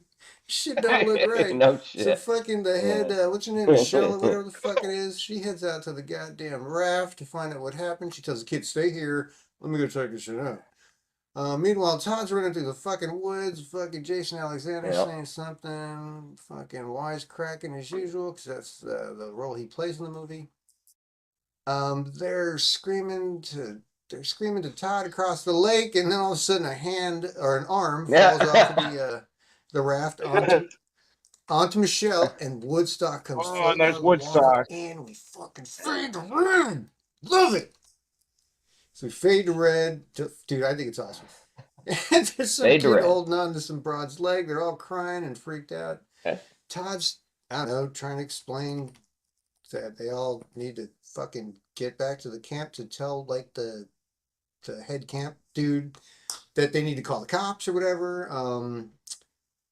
Alfred's still running from Cropsey, I think, or at least he thinks he is. He is, right? Okay. Yeah. So let me see. Let's take a quick He moment. thinks he is. Yeah. What do we got? So yeah, the dead arm, and there you go. The nerds running through the woods. They're on the raft now. What happened to all the bodies? Let's see. Oh, there was a girl there at the side of the lake. I noticed had a sweaty butt crack. I just thought I'd throw it out there. What? I'm just saying. Man. Take everything the wrong way. I'm just saying. That's all. Good observation And then, there, it's funny, Dano. Good observation all there, of a sudden Danny. I was like, so Alfred's running through the woods, right? And then all of a sudden there's like these structures and shit. And I'm like, are these like ancient ruins or some shit like that? Right? And it took me a minute to realize that they were just, they're mines, basically, right? They're old. Yeah. I think we're that's led where to most believe of like these what they're in films take upstate place, New is in York or upstate some New York, shit, New probably. Jersey, I think. Yeah. All the camp Yeah, horror so- movies take place in roughly Yeah. that geographical part of the United States. So now, Mm-hmm. Oh, that's right. Because we get Friday the 13th. Jason goes to New York City, and like, what is that Manhattan is like part 4 or 5, where he goes to Manhattan. It's pretty bad. Yeah, it's up there. And it's funny too because Okay. they don't do a whole lot to lend any interest to the fact that he's in Manhattan. Like he might as well, he could be Jason, and Jason takes fucking Poughkeepsie, because it doesn't matter where he is. They don't highlight the city in any way throughout the movie. It makes no sense. No, I think there's like one or two shots. The only thing you get really is like a there's few nothing else skyline New York shots about of the New movie York, at all. of That's Manhattan. fucking Right. Yeah. Yeah, it's okay. Yeah. So but it's still great. we may get there. I mean, if we're gonna go B movie, you got to jump to one of the best. Alfred's running from Cropsey in the woods. Todd's looking for Alfred, right? He's looking for Alfred. They're trying to fucking Probably. Find out what his ding dong is. He's running around with like an axe or something, or a shovel. Mm-hmm. Well, yeah. Now everybody is fully aware that there is a serial killer running around with people are hedge trimmer, arming with hedge themselves. shears, trying to kill them. All the kids are on the raft. Oh, and I guess it makes sense that they would be tired. Yeah, you would be freaked out. A lot of the stuff that they don't really mention, but if they rafted down the river. Can't paddle anymore. Paddle! Now we're almost there. What do you want to do? Stop right now? Deep down. Now you can do it. Come on. You can do it. Come on. Let's go. They're probably so damn tired because they're rafting up the river. Hey, going up They didn't really mention that. Right, yeah, that makes sense now. See? Going against the glaucoma current. vision. It's getting worse, dude. By the end of the movie, he's not going to be able to see anything. So they see, there it was. You see, you missed it. Cropsey needs You to guys smoke missed some that weed. sweaty butt crack. Same chick. So the kids, she gets back to the fucking the campsite, and she runs up straight to the fucking head honcho of the whole camp dealio and tells him that shit is gone fucking batshit crazy sideways. And he's like, "Oh, come on, what the fuck are you talking about?" And she points and says, "Look at the kids," and the kids are fucking freaked out. So he says, "Okay, maybe something's going on." Yeah. And very understandably freaked out since there's now confirmed what, like such, 8, 9 people dead. The head counselor and the head dude at the campsite are headed to get help, or to head back to help the kids, right? I guess. And meanwhile, Alfred is running around the mines, hiding from Cropsey. Yeah. We don't really there's not a lot of sense here. He's just kind of wandering around aimlessly. None of it makes any sense. The reality is he's probably walking around the same 4 walls. And all of a sudden, that's probably what they're doing. But Cropsey reaches out, all of a sudden grabs him and screams or whatever, and he made some very odd noise. Did you guys pick up on that? I think we hear someone scream. Yeah, I did hear that. But he made a very odd noise. I remember because the dogs were laying on the bed with me during this part, because I watched this, and they both sat up like, what the fuck was that? And even I noticed, I thought it had come from outside the house, but it was in the movie. So he hears the noise and he runs up to the mines to find whoever screamed. I don't know that he knows it's Alfred, but he's snooping around those same 4 walls. Alfred was just walking around. She's got an axe trying to find Cropsey. And yeah, Todd's ready to fucking take someone out. Because, I mean, at this point, I think Todd realizes that Todd's this is in partly hot his fault, pursuit, of this whole thing, right? It's basically partly his fault. So, he's wandering around in the mines. Yeah, it's pretty good. He like falls in a hole or some bullshit, trips on something. He's still trying to find Alfred. He's calling out Alfie. All right, come on, Todd, do something, buddy. Do something. He's looking around the mines. He can't find shit. All of a sudden, a mine cart comes flying down and nearly kills him. Jumps off the thing. And he sees a dead chick. Which chick was that? Do we know who and why? It's Karen? Karen.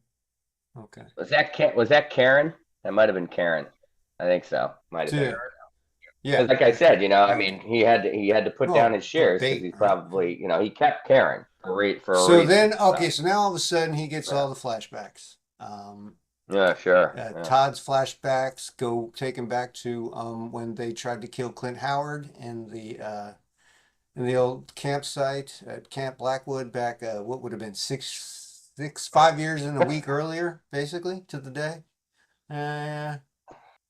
And so after his flashbacks, he fucking shakes it off. He's still trying to find Alfie. He's wandering around the goddamn mines. And there's a lot of wandering going on. And all of a sudden, out of nowhere, fucking Cropsey comes with a blow. And we didn't see it. I could take it back a tiny bit. Let's see. We finally get a face reveal with Cropsey. Was that the best we get right there? Let's see. Oh, I didn't notice Wandering that. around. And so the only thing holding Alfie to the wall, we've got a Cropsey. You saw Cropsey. You know what I'll do? I'll get a screenshot and send it to you. It's not pretty. He looks like a pig without ears. There you go. Huh? Well, I mean, he had a pig nose already. Exactly. And he wasn't very good looking to begin with, and then he got fucking burnt alive. So there you go. It's a little something. You get a little something there. I promised you something. I gave you something. Oh, yeah. So we're back on the boat, and we flash back to these idiots fighting with Cropsey. Cropsey's got like a fucking blowtorch. And again, the only thing holding Alfred to the wall is the shears. And he finally pulls them out and sneaks up behind Cropsey as he's fighting with Todd. And bam! Stabs him in the back. And I rewound the movie too far. Yeah, let's go ahead and watch this since the final scene anyway. Not that we're watching the movie. Yep, stabbed him right in the fucking back. Movie right now. This is not us watching the movie. Alfred's trying his best to get the shears out, pulls them out, and stabs Cropsey in the back. There you go, Kim. I can tell he's not really a pretty guy, man. You know what? I'm gonna email that to you. Oh. I'll put it. I'm gonna DM that to you. Trip.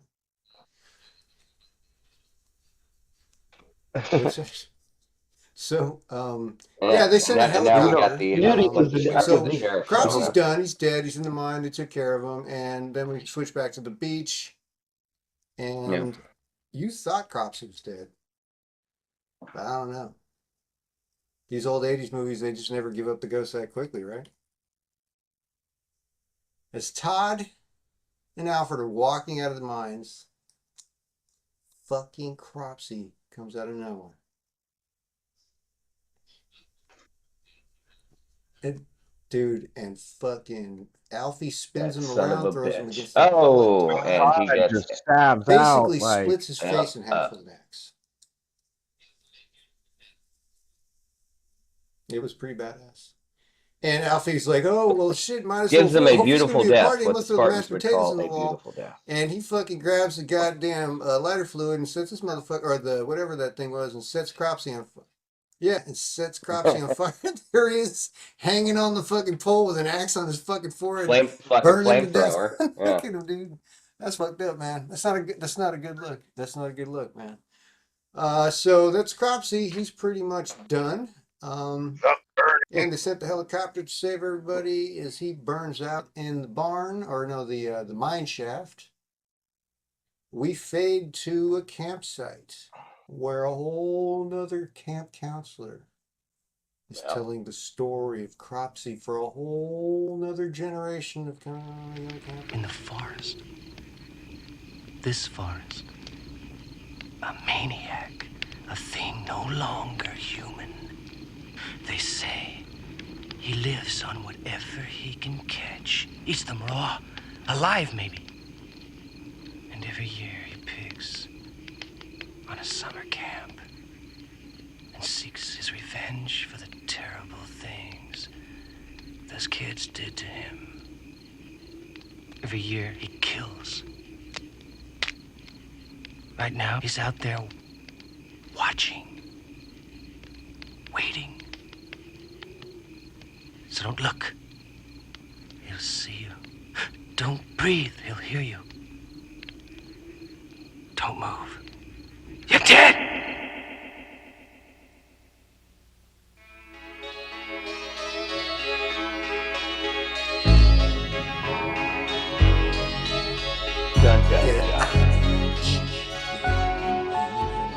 And this is where we would hear the and he looks dead into the camera and whatever the fuck, and that's the movie. But since that's not the movie we're watching, there's some other shit. Don't breathe out. What?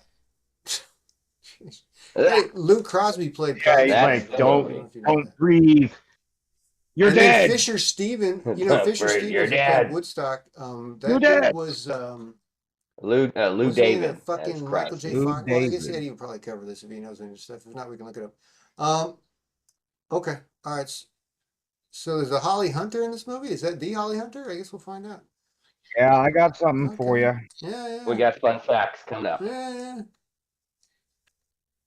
And then check this I guess, out. I mean, I saw that, but I don't remember seeing her. But, That is correct. So, and there's Bob Weinstein. And so that was 1981's soundtrack by Eric Rick Vaughn. Wakeman of Yes. There's an Eric Vaughn. Call. Hey, is that Paco? What's up, Paco? God damn it. What's happening, man? Oh, nice. He's always Pico. Okay. No, he'll always be Paco. He'll always be Paco. No, he's back to being Pico now. He'll always be Paco to me. He's only Paco when we're camping. And that was will he be DeGaio next week? Brought to you by Harvey Weinstein and owned by Harvey Weinstein. Thank you, Harvey. Let's go ahead and turn this bad. Thank you, Harvey.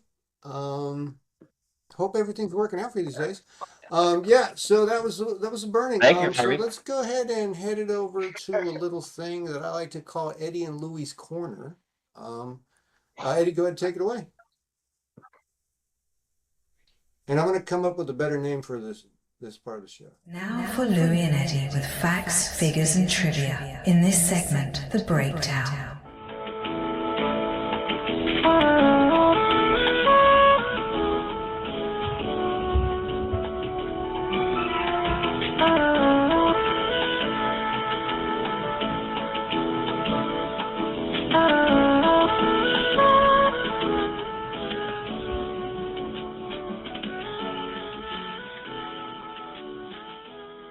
If you guys have All any right, ideas, gentlemen, here we go. Okay. Oh, yeah, we'll figure it out as we go. I'm not too worried. All right, so we have The Burning, released May 8th, 1981. Just like you were saying, Danny, it was like 1 year and a day from the release of Friday the 13th. They had a budget of $1.5 million, which equates to about 5.3 million in today's money. Box office, they got about half of what they put into it. 707,000 equates to about 2.5 million in today's money. Directed by Tony Malum. Music by Rick Wakeman. I was actually pretty keen on the music soundtrack for this movie. Produced by Harvey Weinstein in his production debut. Production was by Miramax Film, which is the film company founded by brothers Harvey and Bob Weinstein, and they've gone on to make many notable film. Too many to list. Distributed by Filmway Pictures. All right, let's get to the cast, shall we? Starring Brian Matthews as Todd, Leah Ayers as or Ayra Ayers as Michelle. I'll go through the list first, and then we'll revisit. We got Brian Backer as Alfred, Holly Hunter as Sophie.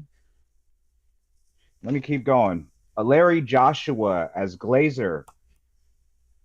Carolyn Houlihan as Karen. Jason Alexander as Dave. Carrick Glenn as Sally. Ned Eisenberg as Eddie. I have Casey Townsend as Hooker. That's what it was listed. That's how it's listed in the cast. We have Fisher Stevens as Woodstock, J.R. McKechnie as Fish, and Shelley Bruce as Tiger, and Lou David as Cropsey. All right. To revisit some of this cast, let's get to talking about Brian Matthews, who played Todd. Other than this movie, he was actually a really big soap opera actor. TV, yeah, TV guy. Daytime soap operas like The Young and the Restless and Days of Our Lives and stuff, but that's kind of where his acting career went. Leah Ayers, who played Michelle, as Eric mentioned earlier, she played Janice Kent, that's her most notable role, is Janice Kent, as that was the journalist in Bloodsport. That was Bug and Frank I've seen that Dude movie many times, and I didn't even realize. Talk about the Kumite and Frank Duke. Eventually, Dukes. Yeah. Eventually, So there's on the podcast. I mean, this is probably based on a a true podcast story. about movies anybody Only really needs to West listen to. will But ever win there is one the called Kumite. Cinephobe. Fuck that if shit you up. wanted to check out a different podcast, you could, I suppose. I mean, this one kind of is cool, but on Cinephobe, there's an ongoing joke about Bloodsport and the lore, the history. There's a huge history about that movie and what's real, what's not, what's true, what's not. It's fucking nuts, man. Yeah.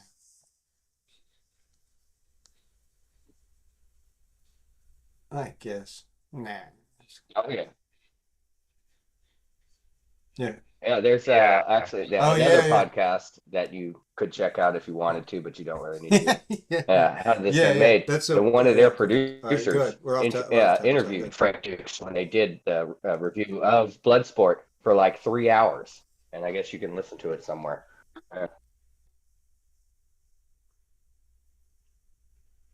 Hey, so the guy who plays Brian Backer, the guy who plays Alfred, Brian Backer, right? See, I like try his not to most look this notable stuff role, up, so he that was way it's more surprising. he was Mark the Rat I was Ratner like, I know in the Fast Times at Ridgemont High.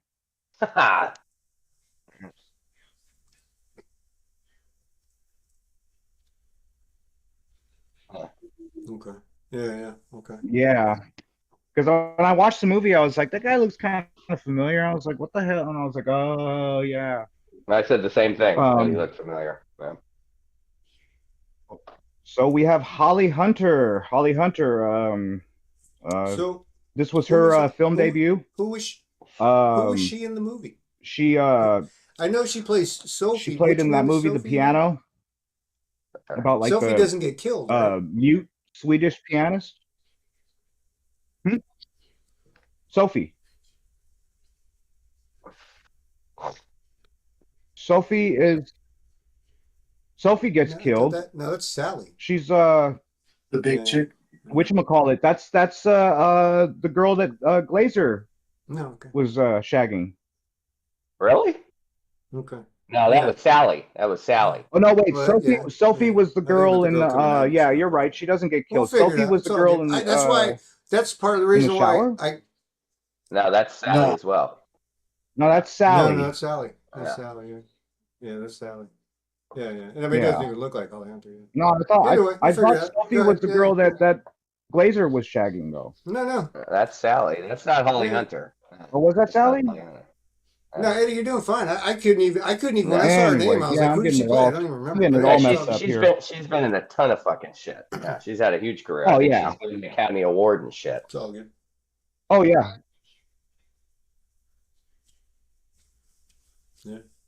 Yeah, I don't know why I don't have anything else written here for her character, but I mean, I have, she did play like Eric was saying, she's been in a number of roles. Okay. She's been in a number of movies, won Academy Awards. She was the main actress for the series Saving Grace. She played Grace, the character Grace. All right, let's move on. We got Larry Joshua as Glazer. He had some minor roles in. He played in Dances with Wolves. He was the wrestling promoter in the 2002 Spider-Man. Oh no! And okay. Yeah, you remember he was the guy that was like telling Spider-Man, "Hey, you're not gonna make it, kid. In this business, blah blah blah." I remember that guy. And he was also in some episodes of the X-Files. Yeah. Let's see. Moving on, we got, of course, Jason Alexander, who played Dave. We all know he was George Costanza. Jason Can't stand Alexander ya. known Costanza. for any big Can't movie stand roles? ya. Like ever? No, I mean, I'm not being right, but like nothing.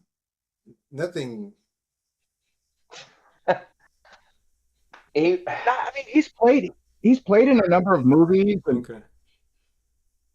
Yeah. You know what he's in? He's Jack Black's good buddy in that movie Shallow Hal. Yeah. And he's always fucking. He's the one with Gwyneth Paltrow, right? Where she's a huge obese lady, but Jack Black sees her inner beauty, so to speak. In that movie, Jason Alexander is like a misogynistic pig, basically. It's pretty funny. But he was also in Pretty Woman. I don't know if you guys remember that. Oh yeah, I think he was in Pretty Woman. He's Richard Gere's buddy, and he tries he attempts almost to rape fucking Julia Roberts because he knows she's a prostitute and shit or whatever. Okay. Wait, hold on. You're right. No, he killed the movie. Like he played that role really well. In Pretty Woman. He kills it. No, he did. Performance-wise. Yeah. Right. Yeah. So check this out, right? So that girl, Carolyn Houlihan, the one who played Karen, the first victim. So she actually she had a very short acting career. I mean, she played in The Burning. I think she did. Yeah, she was the first victim. Yeah. Anyway, so she had a very short acting career. Only played in like one other movie, and then she was done acting. But she was actually the 1979 Miss Ohio USA, and competed in the Miss USA contest. Yep. As a representative of Ohio, I guess, huh? Yeah. Oh yeah. Yeah. Let's see here. We have Carrick Glenn as Sally. She plays basically the girl, the shower girl. Okay. Yeah. I wonder if that she is basically played in this movie, and that was it. Like she played in this movie and was just like, all right, like I'm kind of done acting. Maybe Weinstein had something to do with it. I was gonna say, I bet you the Weinsteins had something to do with that. Yeah. Well, yeah. So she was one and done. They drove her out of acting. Funny fact, Jason Alexander, something that he mentioned at some point was that like one of his favorite things about this movie was getting to look at her every day. Oh. Yeah. Anyway, sounds about right. Moving on, we had Ned Eisenberg as Eddie. He had many he had many minor supporting roles, but he was in a lot of stuff. It just, he was just a career second tier actor, really. He didn't really want to take on a bunch of main roles, but he was in a lot of stuff as a lot of movies as a supporting actor. Oh wow. We had the hooker Casey Townsend. This show was on TV for like 30 years. She was actually in the TV show Dark Shadows, from like the late '60s, and that was like Yep. Right. Oh no. Let's see here. Shelley Bruce, the girl who played Tiger.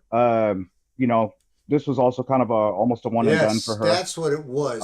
We had Fisher Stevens as Woodstock. I actually remembered this guy from the movies, from the Short Circuit movies. Oh, yeah. That's right. Wow. Played in Short Johnny Five. Ben Javari in both Short Circuit 1 and 2. You know, it's funny, that guy Lou David on IMDb, his picture is the picture of Cropsey. I know Louis loves those. Oh man, I can't remember. Yeah, those are fun movies, man. Yeah. Sure. Yeah. Yeah, Fisher Stevens was in basically Hackers, Cropsey was his movie too. Was his most famous and cult followed role. And he was in something else. What was it? It's driving me fucking crazy. Anyway, go ahead. Oh God, that's Super Mario Brothers movie. It's pretty bad. Okay. I don't remember that at all. He had a minor role as a mugger in the Gumball Rally. Good Lord. And his film debut was actually in a blaxploitation film called like The Burning was Come Back, his first Charleston Blue. Yeah. Okay. Wow. All right. You got anything else, Eddie? Well, okay. Nice. Oh, I'm just going. No, the Gumball Rally was his first movie. Yeah. That's all I got. I mean, that's all. But, no, I'm sorry. I just said it, dude. His debut was a blaxploitation film, followed by the Gumball Rally, and then Cropsey let's in see this if movie. we can get in here with one of these. Yep. And let's give it up for. Yeah, you're right about that. That's it, and that's all for me, man. With the trivia. All right. Or fun facts. I don't know. What do you want to call these things, Louis? Thank you, Eddie. Yeah, call them.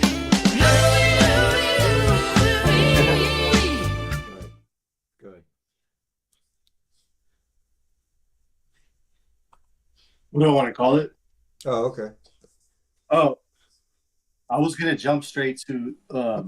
They called it the Crosby disordered point of view shots.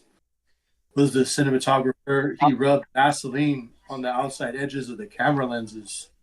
That's how I got that going.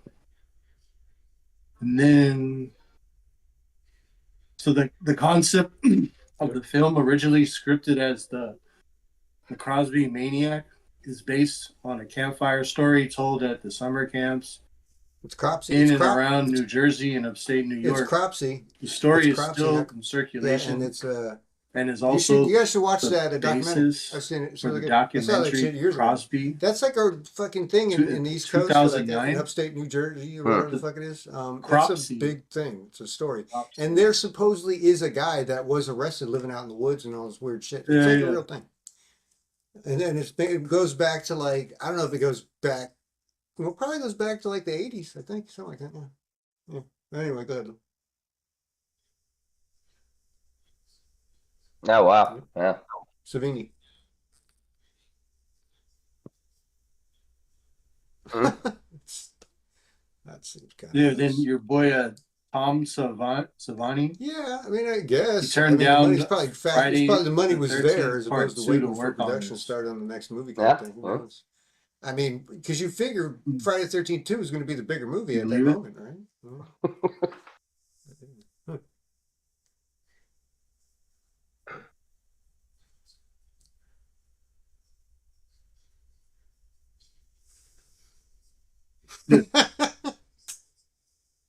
All right.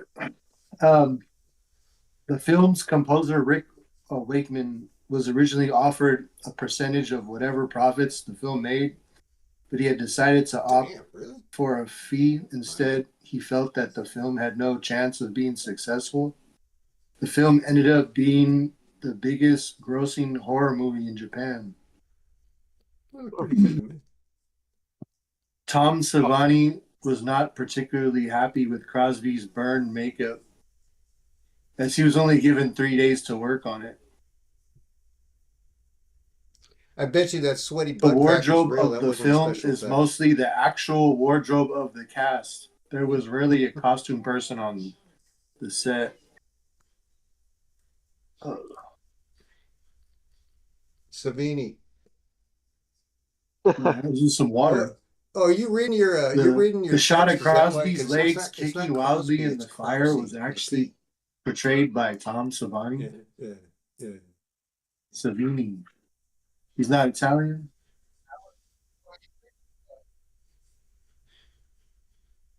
Okay. Cropsy. Yeah, there's a crop. There's a P in it. The film's climax was shot at the ruins of an abandoned copper mine that the production team found, I guess, when they were filming. Most of the night scenes in the woods were shot day for night. The only exception are the campfire scenes were shot at night. Director Tony Malum said there was so much dust in the copper mine that the film's finale was shot. Wait, sorry, hold on. So there was so much dust in the copper mine that the That can't film's be helped. finale was shot. Oh wait, this is just written off. Yeah. That can't That be. he was, the film was still coughing up several weeks after completing the shot. That's written right. I mean, like the crew? The crew was still coughing after. Yeah, weeks after. This Lawsuit. film, which has a similar storyline to Friday the 13th, Blood and Fire was the Rasta. according to special effects makeup artist Tom Savini. I had no idea. On the DVD documentary Blood and Fire Memories with Tom Savini. Sure it was. Blood and Fire Memories, yeah. No, that's what Harvey said, right? Harvey's the one that wrote it. According Friday to the the movie, 13th. the first thing that pops up, it says story written by Harvey Weinstein. So what? That's why I was like, what the fuck? Hey, that's what crazy. Tom Yeah. said. Man. He's probably, I bet you he didn't write shit. He just put his name on something, man. Yeah. But go ahead, sorry. Man. Yeah, that guy's never done anything wrong, so you would believe him. I mean, yeah.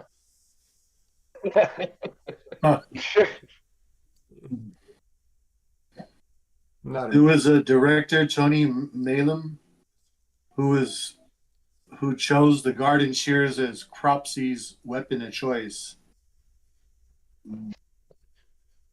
Although at the end of the film it says filmed in Western New York, the majority of the camp scenes were filmed at William H. Pouch Scout Camp in Staten Island, New York, in New York City. No, and then those are the first thing we only need to like do fun here, facts that I actually before we thought go on were any fun or further. interesting. There was loads of them that were a bunch of bullshit. Louis. And that was I think we got it. Louis and Eddie's Corner. We need a better name for that. Autobots, that's the breakdown. Thank you, Eddie. Yes, good stuff. Let's take a quick break and then come back to the stats and talk about the movie. Who's got next pick? That's me. And we'll be right back. We'll come up with something. Hey, dirtbag. You're listening to the Heavy Door Horror Podcast, so shut up! All right, and we are back. Whoa. All right, let's get into it with stats for the week. Heavy Door Horror as the stats for the movie 1981's The Burning. Let me pull up the stat sheet. I believe I have it open this time. Yes. So, you know, when we were talking now, when Louis was talking about the movie, I thought the weapon of choice could be a cool category, but we don't have to use it tonight. Just something to think about. Okay. I don't know. Interesting. Work that into a category. And then I don't know if you saw my suggestions for those other categories. But,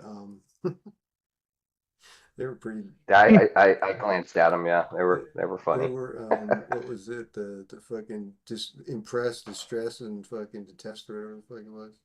Yeah, you know, Right, my right. fucking internet, it's all fucked up in this house.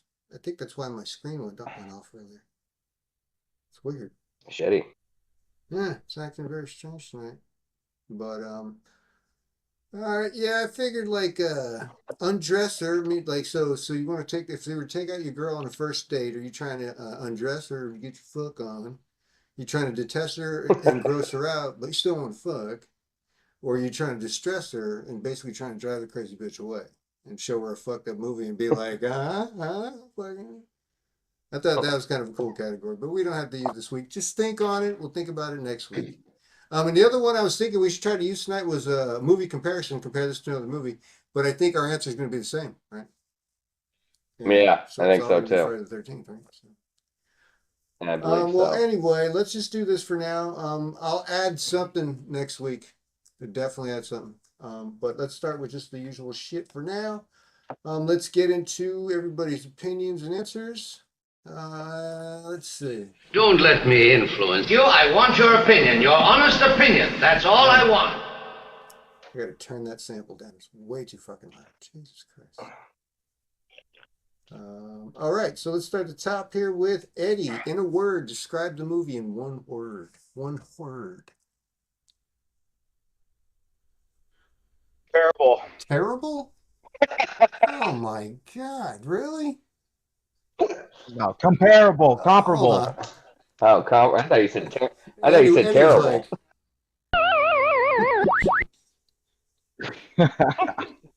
I'm talking on mute, but that's what I heard too. I thought terrible, man. I thought I heard terrible. Yeah, no. I was Comparable. like,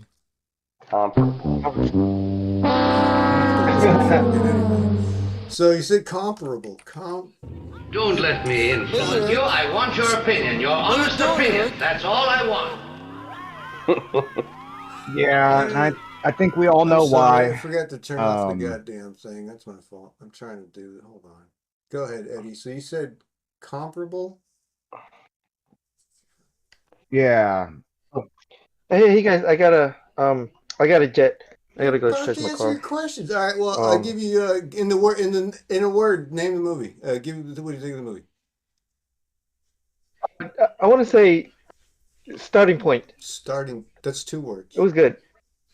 Yeah, 'cause it was like the beginning. It was like there was all these new people and they were all starting, and the movie was kind of like the beginning.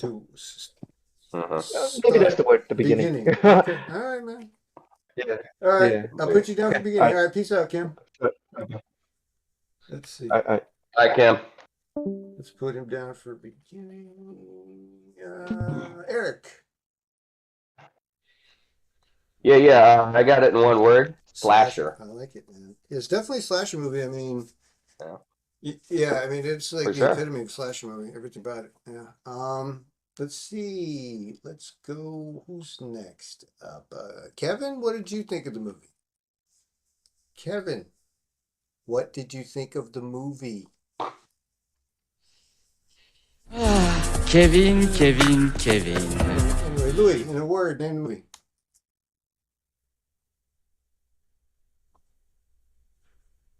I can't hear you.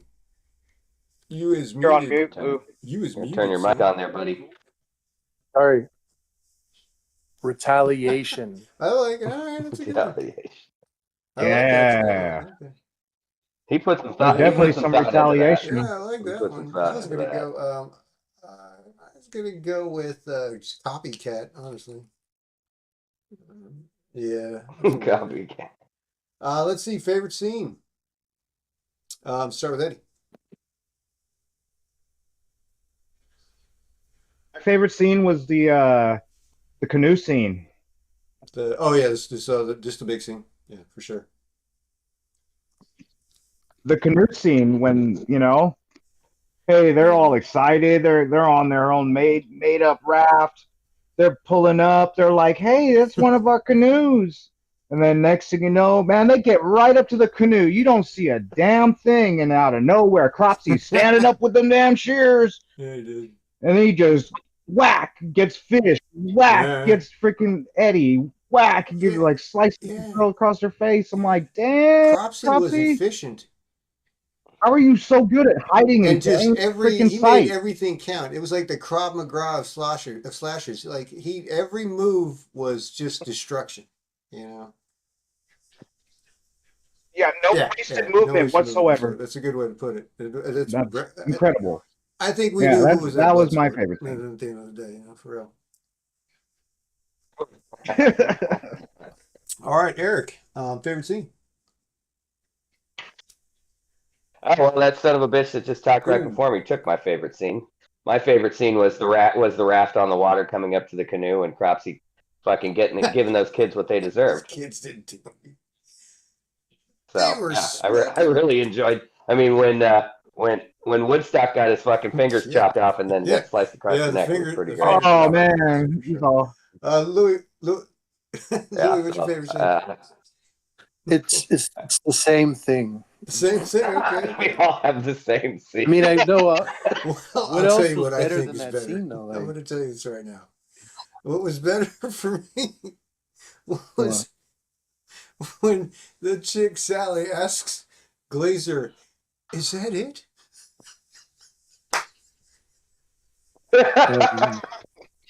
And he immediately starts apologizing for his limp disc. Yep.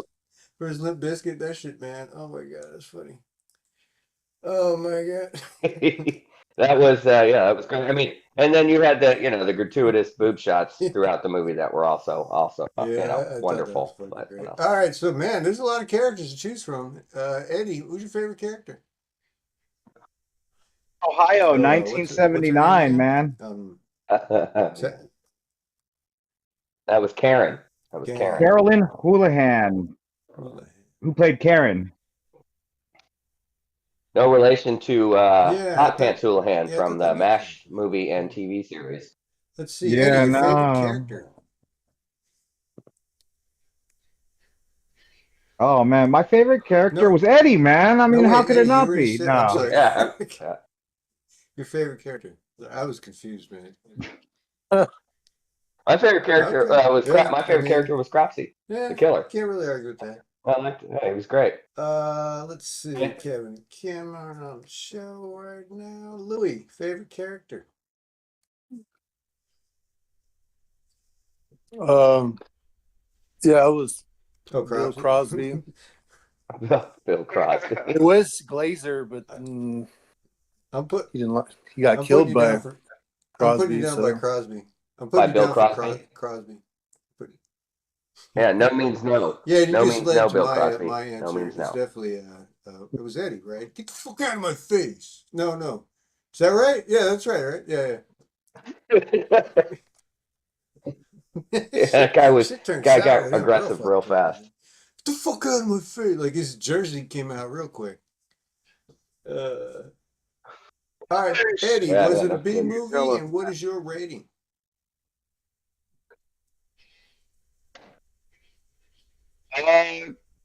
You know, I'm actually going to call it a B movie. I know that they had high hopes in this production, but their premise, I mean, it's a more than obvious bite off of Friday the 13th. I do give it its credit that it's unlike Friday the 13th. It didn't, even though it's camp and everything like that, it didn't really have that as much of a campy, as I call it, campy vibe to it, where there's what would you call it? Unexpected humor, per se, in some of the scenes. Like this movie wasn't really like I didn't find it like funny, which is not a bad thing. I mean, that's what it kind of should be. But there was no unintended humor. That's what I wanted to say. Yeah, you mean it was funny where it was supposed to be funny, but like things can be so stupid and so dumb that they're hilarious. When they don't mean to be. Yeah. I mean, none of the kills. I didn't think any of the kills were funny. I was like, man, Cropsy ain't no freaking joke, man. Like, nah, they were vicious. And what would you give the savage? Yeah.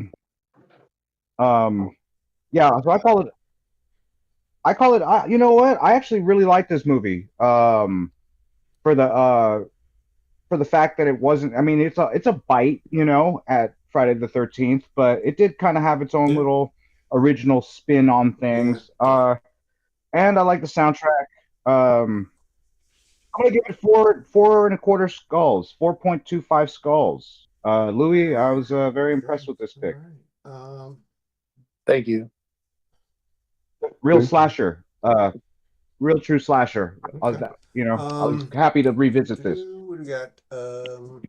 Eric, B rating, and what's your rating?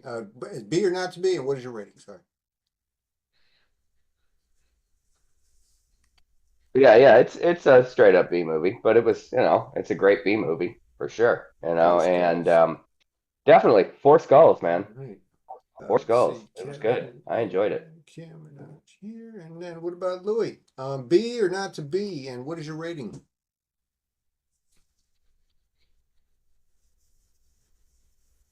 It was a B movie. It was like cult classic. The 80s was the golden era of slashers. The movie started out slow but got going. The gore and effects were pretty tight. I give it about 3.5, 3.50 skulls, however you want to call it. Well, I don't. Okay. I don't think it's a B. I don't think it's a B movie. I mean, there's just.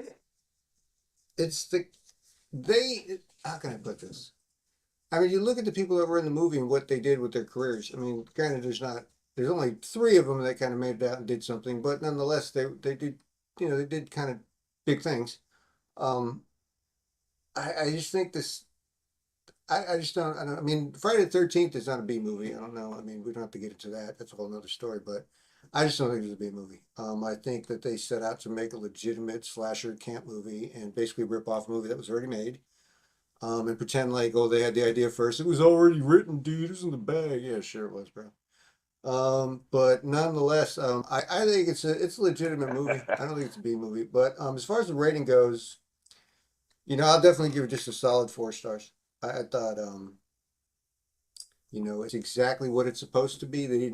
Not a lot wasted. It was all there. Everything, like, there wasn't a lot of fat on this movie. Everything was pretty much to the point. There wasn't a lot of lingering on bullshit shots. There wasn't a lot of scenes that were not necessary. Everything kind of had a reason to be there, and it all went together really well. And I think it just made a lot of sense. I think it's pretty well made. That's part of the reason why I don't really think it's a B film. I think it definitely was written well for what it is. It's obviously not Shakespeare, but I don't think Harvey Weinstein wrote this shit. It's not. It's Weinstein. It's Weinsteinian. It's Shakespeare. That's for sure. What a Weinstein. Yeah. Okay. Well, yeah, a Weinsteinian. Opinions segment. Don't let me influence you. All right, I want your opinion, your honest opinion. talk That's about all I next want. week. Let me just make sure this is saved. Okay. So what are we watching next week? Yeah. What are we watching next so it's week? my pick, I guess. Goes right back. So Louis did the last one. Louis was at the bottom of the list because it's alphabetical, and I went last, so it's my turn. And well, Kim left, so it wasn't his turn, and he left, so whatever. So I'm going with a Their personal opinions favorite don't matter. again. Yeah. I'm gonna go with a movie from a year that is amazingly starting to turn into quite a thing for us, 1986. I'm going with a movie called Chopping Mall. Again, I believe it's 1980. Chopping Mall. Yeah. What? Yeah, Chopping Mall, like the shopping mall, but Chopping? Like you're chopping food? Yeah, let's see. Let me see if I can pull it up over here. So we can Okay, but shopping mall. Trailer. Bam. It's a fun movie. Definitely fun. That sounds good. Let me see what I can do. I'm looking forward to this. I thought you were like touching upon my Filipino roots. You know, you going to the shopping mall? I meet you by Sedimonte, right by the fountain. All right, let's see. You guys see my screen? Let's see. Shopping Mall, I guess, also known as Killbots. That I've never heard. Yes, sir. Yeah, the soundtrack for this was recently released on vinyl. Yeah, cool. It's a really good soundtrack. Oop. Apparently. It's rated PG.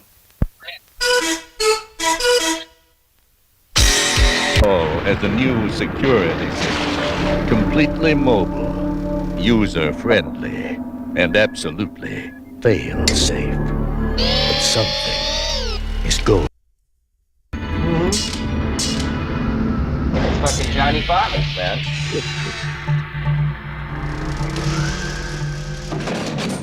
Look at this.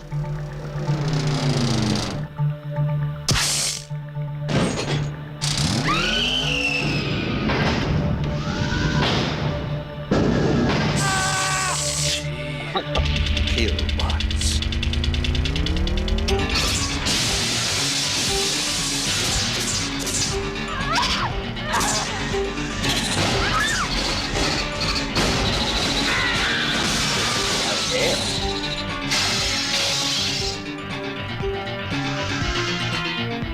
There's another one of those things out there. Waiting to pick us up one by one. He ain't getting me.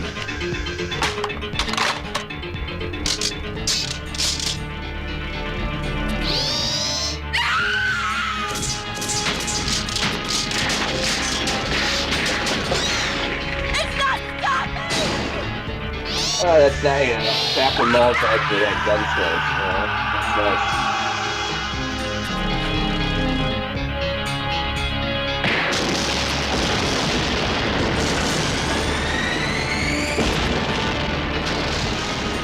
They're here for your protection. And shopping will never be the same. So shopping will never be the same. So apparently it was called Killbots. Killbots. I did not know that. I've seen this movie. I saw it a couple of years ago, and I've seen it at least 5 or 6 times, and I've never heard it called that.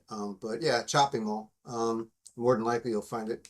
You'll find it under Chopping Mall. But yeah, that's a podcast. That was cool. July 10th, 2025. Eddie, did you want to sign off with any good words? You got anything to say to the people? All the people that are listening, there's got to be, I'd say, between 1 and at least 1,000 people listening right now. Well, not right now, but they're going to listen. Sorry. No. Oh, no. No. Uh-oh. Well, I'll just say this. Until the next time, like, everybody have a good night. Be safe. Stay dangerous. Enjoy some horror. Eric, you got anything for us? Thank you, Eddie. Stay scary. All right. And Louie. Yeah. Stay scary, my friends. Louis, you got anything to say to the people before we go? Again, between 1 and 1,000. They're listeners. Who are these people? Sayonara. That's it? Nah, sayonara. Sayonara. That's all I gotta say. Well, all right, man. So chop them all next week. That was the Heavy Door Horror Podcast. My name is Heavy Door Dan.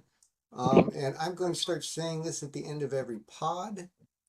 It's not something I wrote. It's something I read somewhere.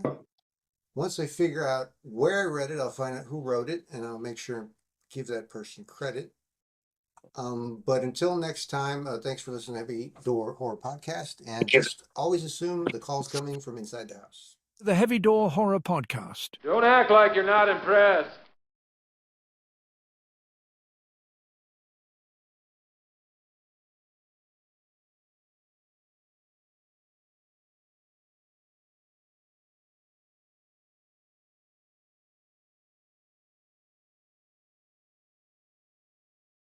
Don't act like you're not impressed.